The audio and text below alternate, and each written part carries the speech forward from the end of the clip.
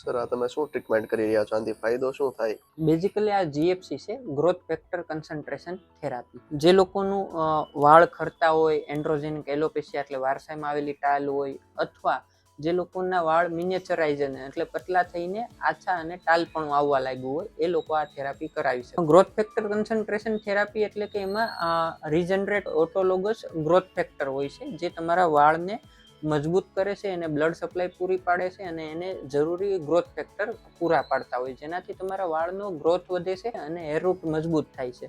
આ સાથે મિનિએચરાઇઝેશન એટલે વાળનું પતલાપણું અટકે છે અને એનાજન ફેઝને પ્રમોટ કરે છે, એટલે જે વાળને વિકાસ માટેનો હેર સાયકલનો ફેઝ હોય એને પ્રોલોંગ લાંબા સમયનો કરે છે, જેથી ઓલ ઓવર હેર ડેન્સિટી અને હેર ગ્રોથ વધે છે અને તમારો કોન્ફિડન્સ પાછો લાવી શકો છો.